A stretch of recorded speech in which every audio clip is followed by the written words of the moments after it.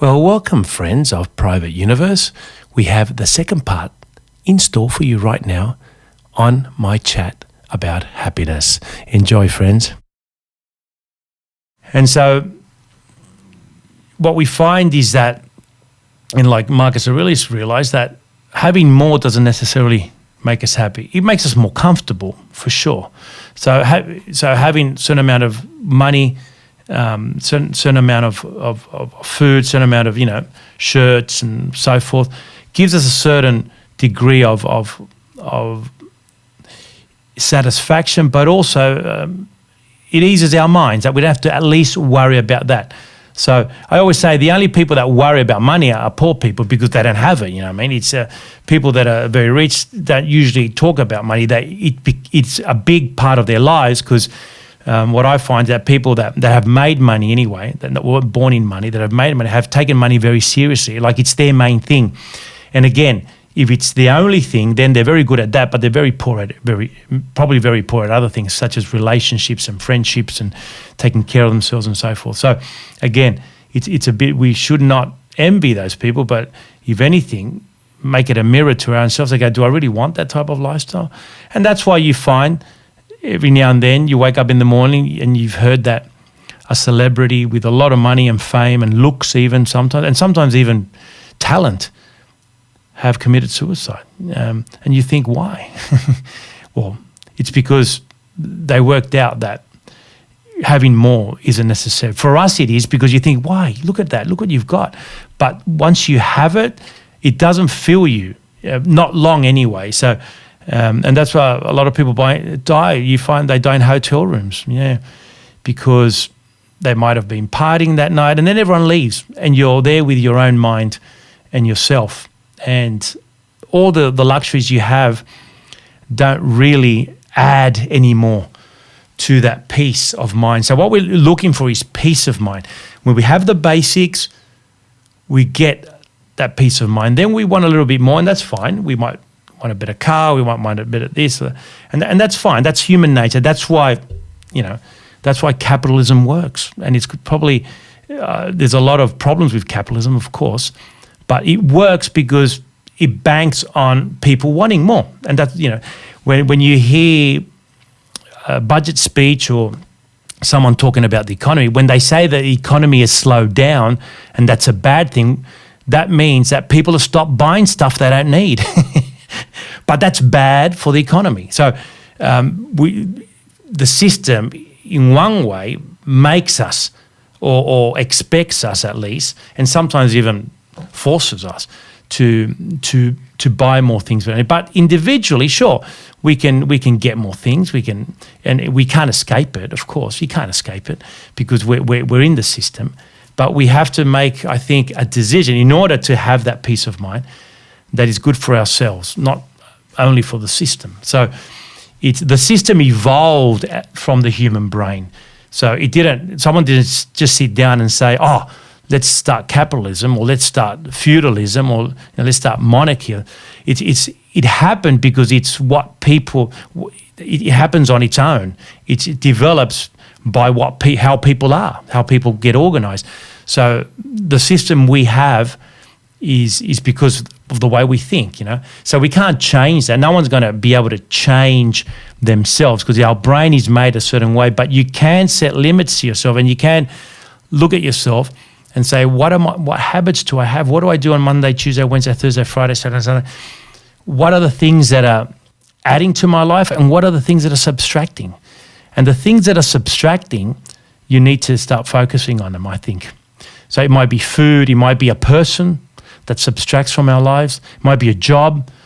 Sure, you can't just go and tell them, look, I don't want to work anymore because you're subtracting from my life. It would be great if we could. Some of us, I suppose, sometimes have done that, because you've got bills to pay, you've got commitments, but that's because you've got a plan. Okay, I need this job. We've all had jobs like that. It's a stepping stone job, and that creates a certain satisfaction too. Look, this job is no good for me. It's subtracting, but I've got a plan. In 2 years' time, I'll be able to get a deposit for a house. That's fine. That's rational. And that's fine. But you've got a plan, So when you do feel a bit upset about the job, you remind yourself, that's right, I'm doing this for this, and the time will come that this will happen. And that's fine. And so we need to constantly remind ourselves. It's a bit like exercising. If you want to lose weight or you want to build muscle, you're running up a dune and you're tired, the only thing that's going to allow you to keep going up that dune and hurting and sweating and not stopping is the fact that you remind yourself, I'm doing this to lose weight, or I'm doing this to gain muscle, or I'm doing this to look better, whatever it may be. But the brain doesn't work that way. The brain is only going to give you what you put in. So the brain's not going to tell you, oh yeah, you should keep exercising. Your mind, if you like. Some people call it, in psychology we call it the mind or personality. In the spiritual way you might call it the soul, the spirit, or the psyche, we used to call it before too. Whatever that is, I like the mind. The philosophers call it consciousness, that thing that makes you. When I say I am Carlos, I go I am. That's whatever is in my head, apart from the way I look and the shirt I wear and so forth. It's that knowing that you exist, and so we are all conscious of the fact that we exist, and many animals aren't. They know they exist in a way, but they're not aware of their existence, if you like. They're not aware of their mortality, for example. They can sense danger, and they can sense, and they know things die around them, but we don't think they have the capacity to reason to understand that eventually, whatever they do, how much they hide, death will catch up to them. We don't think that because it's something quite unique to humans, and that changes everything. The fact that we understand we're mortal, it means that we're limited. We only have a certain amount of time to do things. And the time and the things that we choose are very important because of that.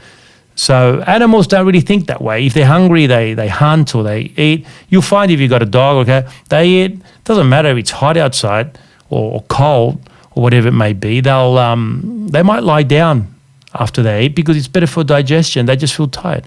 Where we might go, oh, it's hot, I might just go to the beach. Or we might say, oh, that's right, I've got to ring Jono or whatever it may be, So we're always doing it. We're not in line with our nature. So animals usually react in a natural way. They don't reason like we do.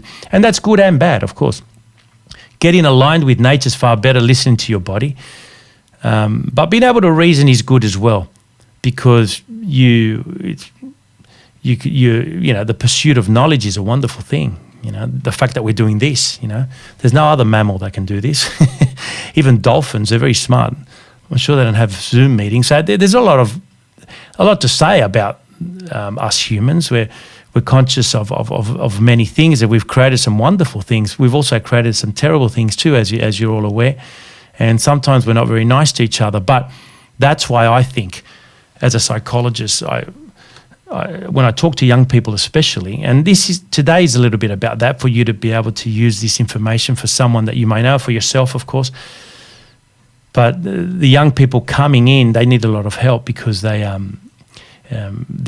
got a lot of uncertainty. So you'll be surprised. One little thing you might say might help someone.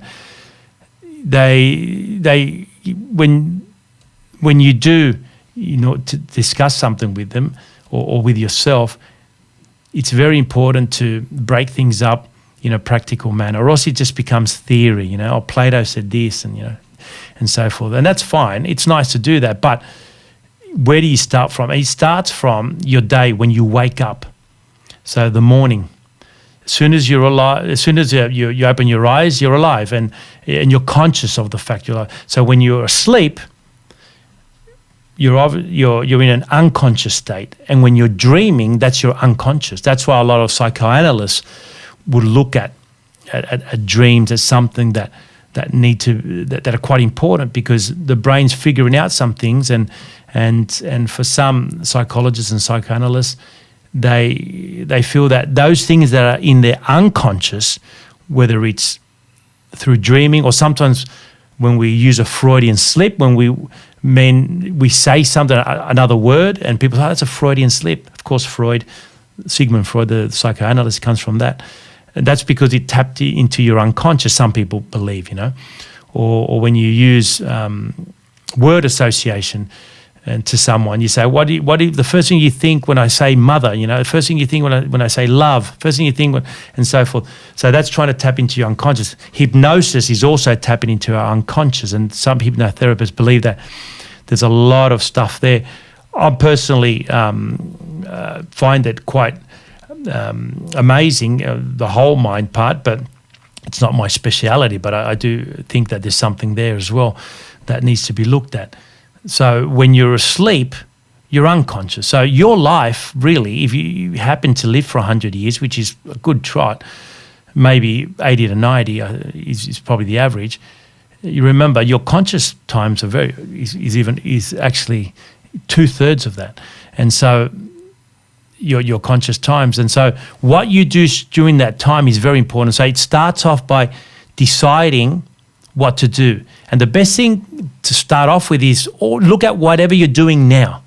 Look at whatever you're doing, break it up, and then give it a little plus sign or minus sign, and see whether anything can be changed with that, And that's the practical side of things.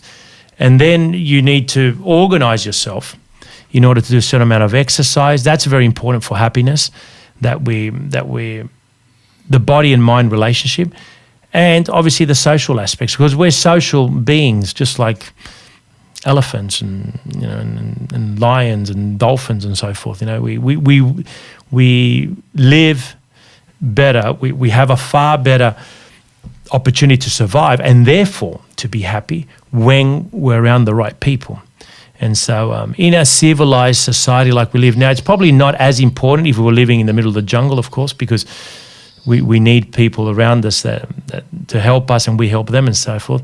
But we've developed those skills, and the fact that we have them it's important to be able to utilize them. So when you meet someone that lives on their own and that doesn't mingle much with people, and they say, I'm totally happy with that because I don't like people, that's really just a superficial type of feeling. Deep inside, you do need it.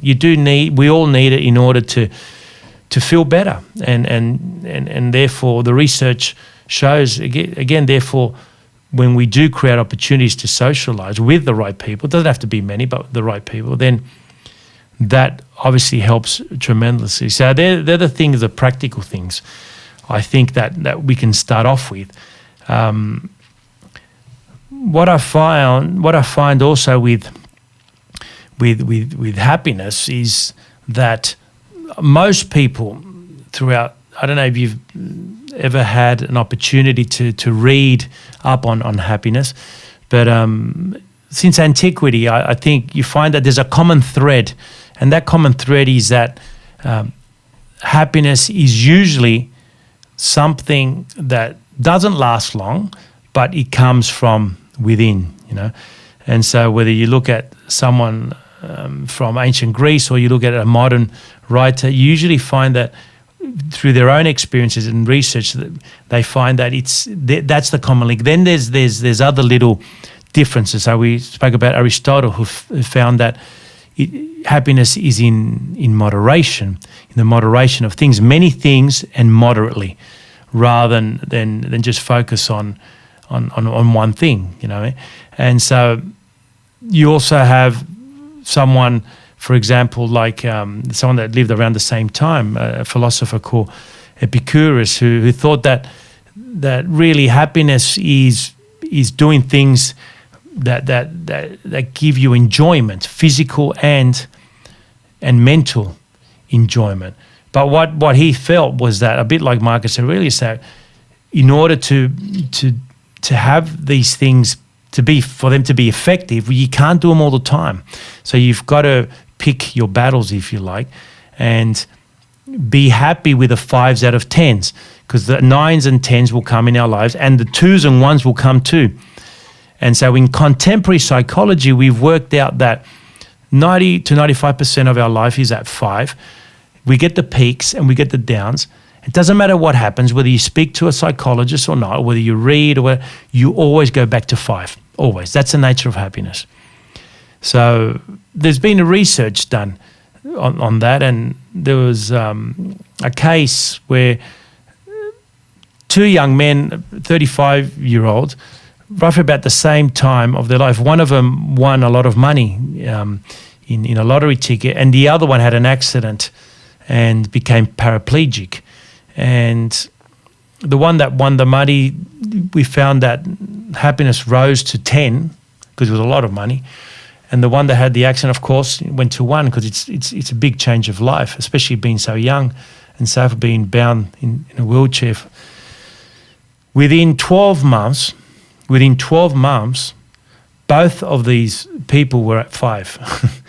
That's quite incredible. That's the nature of happiness there. Both of these men, without doing anything else, were back at 5, which meant that the happiness that the win gave didn't last long, and it wouldn't have lasted 12 months. It would have lasted a lot less, but the research was just done then. And the person who had the accident adapted very, very quickly to their situation and became, in one way, embracing of their situation and decided to keep living, because that's what the brain does. Our brain is made, if you like, with a capacity to survive, to live. You know, that's why suicide, in a way, is so irrational. It goes against every pore of our body.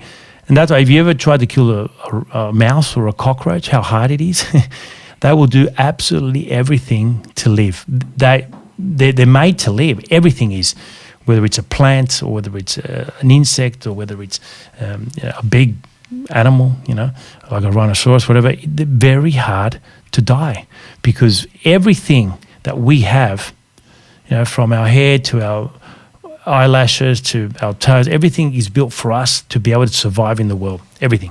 And so we will kick and scream, we'll hide, we'll fight back, whatever you got to do, but you will try to live, And so that's the nature of happiness, that we are built to survive regardless of what happens in our lives. And so when we're caught up in a bad situation in our lives, hopefully not as bad as that young man, but we all have stressful situations in our life. We have to understand and maybe talk to someone young that's going through something like that too, that they're going to say that now it's like this, but it won't be like this for long. You will eventually go back to normality. We'll go back to those 5s.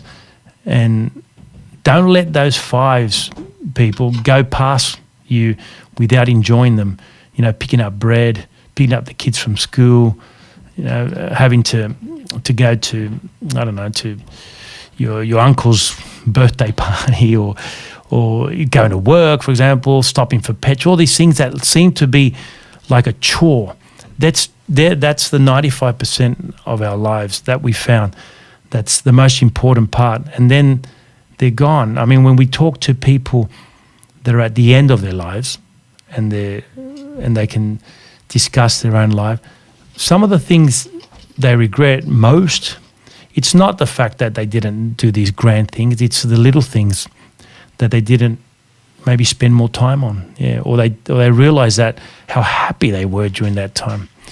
And so in order for us to be able to break through our human brain that we want more, you need to say, hang on, brain, what I want now is just focus on this task, these next 20 minutes, because these next 20 minutes are the best time of my life. It's the only time of my life.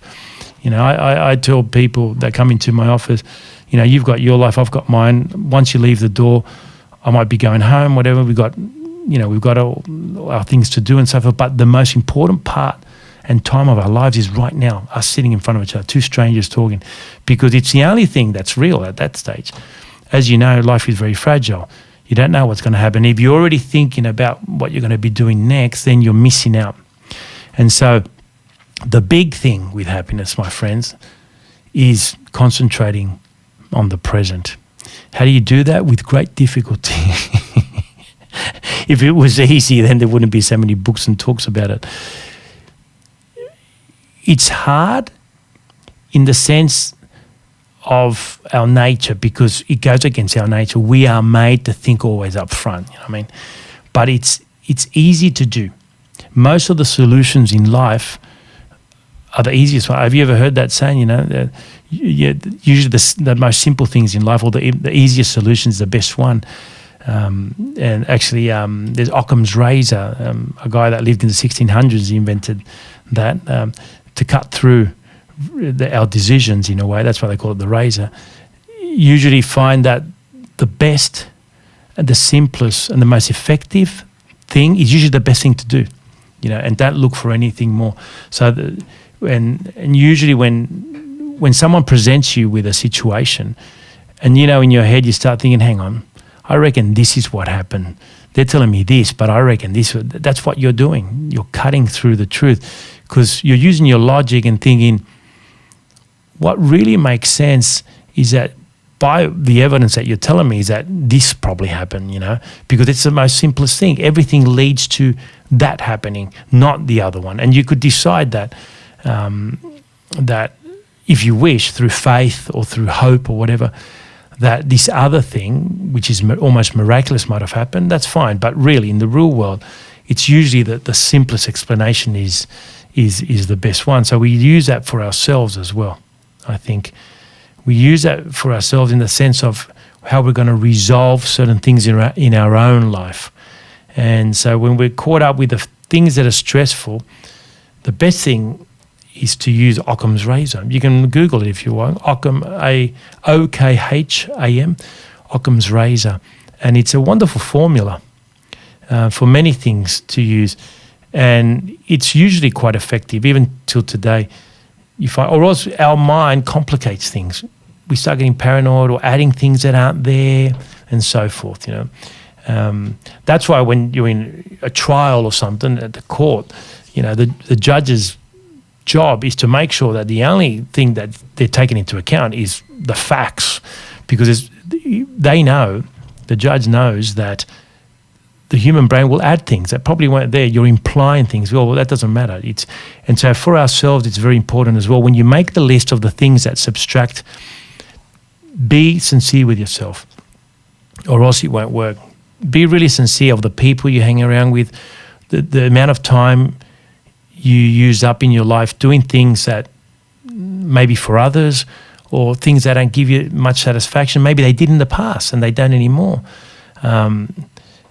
Of course, there's the little things in life that you can change, and then there's big decisions, and that might take a bit more time. But putting it on paper, making a list, and maybe starting a journal like Marcus Aurelius did on how you feel that morning, and reminding yourself of things, you'll be surprised. Again, it's simple, but because it's so simple, most people don't do it. Yeah, a lot of people come and see me, and they expect something very complicated because, I'm a psychologist, and I didn't even know how to spell it yet. I think with a P and an S. It's a very complicated word, so people think, oh, you're going to give me this complicated thing, and that's going to work. No, it's very simple. It's a bit like losing weight. When you tell people the best thing to do is to eat less and exercise more, they feel disappointed. They want almost like, hang on, it's got nothing to do with the moon or the tide, or maybe other things that may complicate things. No, well, it may, but it probably doesn't. Research shows that the best thing to do are these two things, eat well and exercise a bit more, And so, and it's depending how much you do that, you're going to get the result, whether it's saving money or whether it's improving your communication, whether it's your pursuit of happiness. Usually it's a simple things. But again, a lot of people don't do it because they don't, even though they know it's true, that they feel that there has to be something else, in order for it to work. And more importantly, a lot of the times people don't do it or start doing it and stop doing it is because they don't get results straight away. And our brain is made to get results straight away. That's how we learn. That's how you teach a child, You can't tell the kid, oh, you shouldn't have touched my pen, 3 days later, because they're not going to understand. But if you say to them immediately, that's my pen, please don't touch it, they might understand. So there's that immediate feedback. That's how we learn. So our brain is designed for immediate reinforcement. and satisfaction, or negative reinforcement, which might be obviously something like I just said, when you talk sternly to someone, or take something off a kid because, oh, you haven't done that, therefore you're not getting your game today or whatever. But it has to be immediate because that's how we learn. So because our brain is like that, most people want that immediate result, and so they give up. But if you're just consistent enough, you're moderate enough, and you keep things simple, you're going to get results in the long run. And that's the better way in everything. Long run, keep it simple, and be consistent. Because once you adopt that habit in your life, whatever you may be doing, it's very easy to do. That's why when you talk to people that are quite successful in things and they do many things, you say, how do you do it? Usually they go, I don't know, I just do it, So they just do it. They just do it. It becomes a habit. But to get that habit, you got to get through the initial part, which is the first part, usually 10 days when you try to change a habit. If you do something 10 days in a row, you've already created a habit. 21 days, you've pretty much locked it in. Whether it's deciding to learn the guitar, you grab the guitar 20 minutes every day. After 10 days, on the 11th day, you'll be going to the guitar. After 21 days, you won't even be thinking about it because it's what you do. Whether it's what you eat, or whether the way you talk to someone, or starting a journal, whatever it may be, that initial thrust is hard. That's why you have gears in trucks, because to move from zero something takes a lot of effort. That first gear is a bah, and that's the same with any other change or movement in life.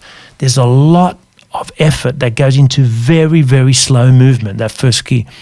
But once you start moving, once it starts happening, then you get second gear, and then you're just literally on cruise control. It just becomes easy. You just get up in the morning and you do them. But you've got to understand that it's the consistency that's going to get you. And that's, my friend, the way that we create the opportunities for happiness. Not happiness, but we create those opportunities. Then we still got to take those opportunities. It's a bit like going to one of those sushi bar things with a train. What is it? The sushi trains, whatever it is.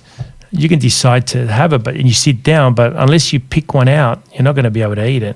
You create the opportunity to have sushi, or whatever it may be, but then you still got to go through the motions of getting it. Just by going there, it's not enough. Then you still got to grab out and get one, or else it goes around. You just don't know when it comes back again, or if it comes back. So, and in life, it's a little bit like that. So, creating good habits in moderation, I think. Writing down the things that you want to do, I think. Keeping a journal, and also keeping it relatively simple. So I think if you guys would like to continue researching that, start with meditations. If you Google meditation, that's going to give you other things that you can go to as well. But just to get your brain in line with that, it's a very stoic approach to life, looking at things that create happiness in more long term, rather than those. We already know things that make us happy, of course, we know that, but we also know they don't last long. So now today was about creating opportunities for more long lasting type happiness, which is not really happiness, it's just more like peace of mind, and then happy times come within that. Yes, my chat on happiness. Part 1 and 2 now done. I'm sure there'll be plenty more later on. I hope you enjoyed that, my friends. And yep, we're getting close to now end of the year. Take care of yourselves. And in a couple of weeks, I'm going to put up another little chat about how to prepare for these times, my friends. And remember, more importantly, that existence is marvelous.